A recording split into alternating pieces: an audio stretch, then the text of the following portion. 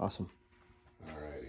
So now I start talking. Yeah. All right. I feel the pressure. No, you're a podcaster. So yeah, this home was built in 1950, you say. Yes. And we had originally a crawl space, and your foundation only went down to roughly this elevation. Okay.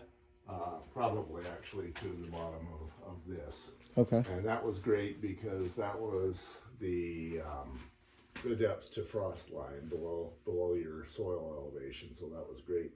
So yeah, had this been done in like 1910, 1920, 1930, they would have called this a shelf foundation basement. Okay. And so the reason for that is your foundation goes down so far, and then as you try to create a new basement from what used to be a crawl space, you can't dig the soil directly vertically down from the original footing, because then you're undermining the soil. Right. It has to be like 2 feet out. Yeah. So then they'll do what they call a shelf, where they come out and then down, and then you get living space inside that. And you can see that the concrete work is inconsistent, and that's being kind. Right.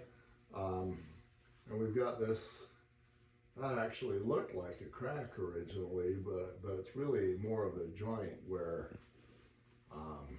they just didn't get it right, so they patched it. So this is not a structural crack here. That's just a workmanship thing. Okay. Seems like the same thing's over here too on this other side. Yeah, plenty of that. And you see that this looks like it's what's happening here actually is we're getting water from outside. It's coming through your foundation, and then you get it on the inside, and it's doing freeze thaw in the winter, and it's weakening. Yeah, so and as it gets on this side, as it freezes, it's going to spall off this surface material. Okay. But you've got a very healthy layer of concrete here. It looks like we're doing about 12 inches. Okay. And most basements are going to be 8. Okay. So if we lose a 1/4 inch, we're fine. Okay. Now this white stuff here and here is called efflorescence. You see it here. There's some on the other side. Yeah. That's calcium. There's quite a bit over here. Yep. That is calcium being leached from the concrete as the water moves inside. So what happens is you've got muddy conditions outside, the water moves through, it picks up the calcium from the concrete, and it leaves it behind when the water evaporates on this side. Okay. So that is not a structural problem, that is a water problem. Okay. And so when we go outside, we're going to look for why we have water problems inside here. Okay. But it's probably going to be because we have drainage issues. Yes. Yes.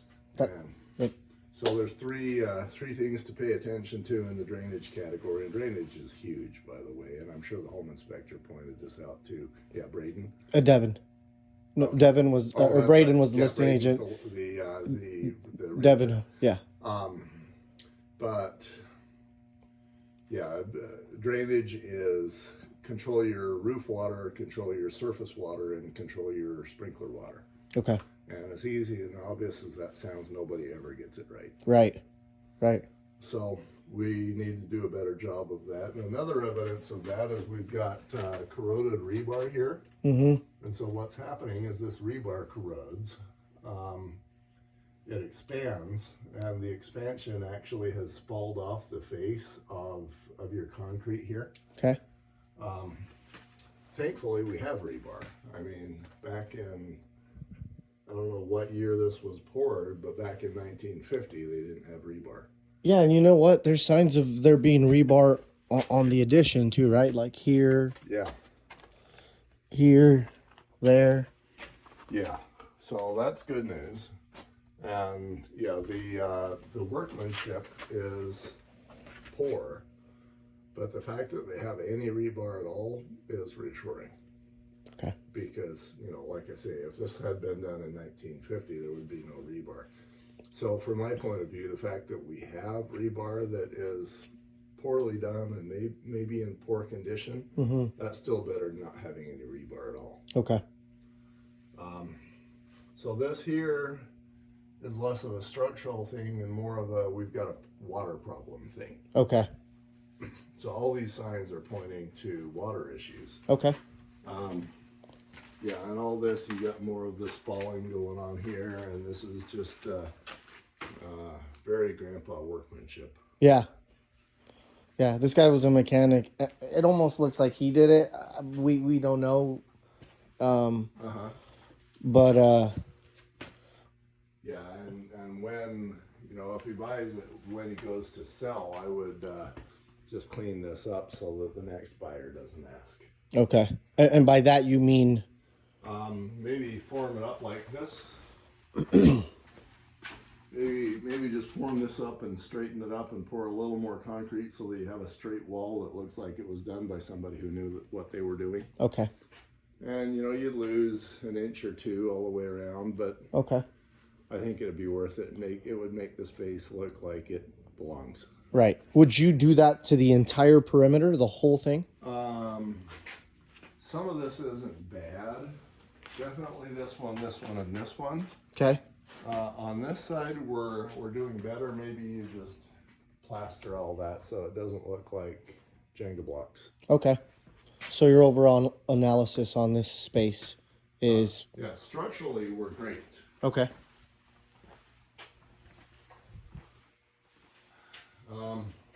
Yeah, and then here you can see we've got block construction. Right. And he really did something that he shouldn't have. He got too close to the soil before he reinforced it with this block. But based on the absence of structural stress here, he got away with it. Okay. Yeah, another thing you could do is rather than pour concrete, you just frame this up. Oh, really? Yeah. So just framing this would be enough. Yeah. Yeah, because it's not structurally damaged. It just looks horrible. Okay. So yeah, you put framing going up to here, Okay. and I mean you got to do that anyway, and you're golden. Oh, man, that's awesome. He wanted to do that, but I told him, I was like, oh, man, I don't know. Let's get a structural engineer out here first. But if you're saying we could frame 2x4 frame, that would be awesome. So this span right here, you see we've got this beam, and it looks like it's been reinforced by a lesser beam. Again, this is very grandpa. Yeah. Reinforce a couple of 2x8s with a couple of 2x6s. And then he put this small plate on there to reinforce this space, and I don't know why he thought this space needed to be reinforced more than anything else. You see this joint right here? Yeah. This joint, of course, can carry any load. So what it means is that this side, this 2x8, is carrying all the load that is being borne by this beam. Okay. And it's helpful that we've got this jack here, That's crazy. That's a freaking old jack. but it's in the wrong place. It should be right there. here. Okay. So you can go to Amazon and get a jack for $200. Okay. And you would recommend installing a jack right there? Yeah, right here at this joint. Okay. And then take this out because it's in the way anyway. Okay. And Looks like he's got... yeah, he wasn't very consistent in where he put the structural supports. So you've got what looks like about a 12 to 14 foot opening. And then we go 3, and then we go 9. This one definitely needs to go bye-bye. Okay. We'll install a new jack there. And then would you maybe recommend installing one here? Maybe here? Yes. And then we got this joint right here, so yes. Now the other thing you can do, rather than have a billion jacks across the space, you know, I don't know what you're planning on doing to use the space. If it's, maybe it's a man cave, maybe it's a laundry room, whatever. Depending on the use, you could either put another jack right here, or you could go with, you could replace all of this mess here with a deeper beam, maybe an LVL. Right. And if you wanted, I could design that. It would involve a report. Okay. That'd be another $200. But if we're just eyeballing it, maybe you go a 3.5 by 10 LVL, and then, or 12, and then you can go from here to here. Well, to either one of these, really. Okay. We don't need both. And then over to that edge. Right. And that will eliminate having to put jacks here in the middle. Yeah, yeah. Then we're not having to play games with Jackson. Okay. You know, if he was planning on having this be maybe a bedroom, then it's okay to have a billion jacks across the space. Right, because there will be the hallway walls, and maybe this utility closet could get framed out. Yeah, because he'd probably want to just frame this up anyway. And that's another thing you could do, is rather than put in, you know, a new beam, you could just frame this, and now this is just whatever it is, an office or a bedroom or whatever. Man cave, den. Okay. Yeah. And then this is another space. But if he wants it open, and he doesn't want a million columns coming across here, then we got to do a better beam than this. This is a mess. Okay. Is it okay if I could have him call you? I'm going to send this to him. Sure. And then he gets out of Toyota around like 6. He's like turning the wrench all day. He's a mechanic too, so it's kind of funny. This guy was a mechanic. Yeah, so, but yeah, I'm going to send him this and then have him call you. Okay. That way, if he wants the drafts of the drawings, you know, he reaches you. Okay. But it's nice knowing that, you know, it's not a bigger problem than what we thought it would be. Yeah, this one isn't bad. So we've got a span of 24 foot 1 inch. So yeah, I could design, if he wants all this to be open, basically a beam that would span 12 feet and then another 12 feet. Yep. 3 by 8 by 10.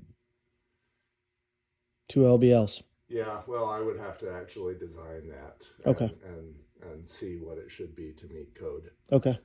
But you know, just whatever he wants. And if he doesn't, you know, the easiest thing would be to just frame something up here and then have maybe a 30-inch opening. Okay. And then you don't really have to worry about much. Right, because then it's cheaper. Right. Okay. Yeah, I want him to make the decision. He's the homeowner. We just present, you know, what we see. Right. And then he makes the decision. Yeah, but I guess his primary question is, you know, is the basement structurally adequate? And the answer is yes, even though it's ugly. Okay. Yeah. Awesome. Okay, I'm going to stop the video.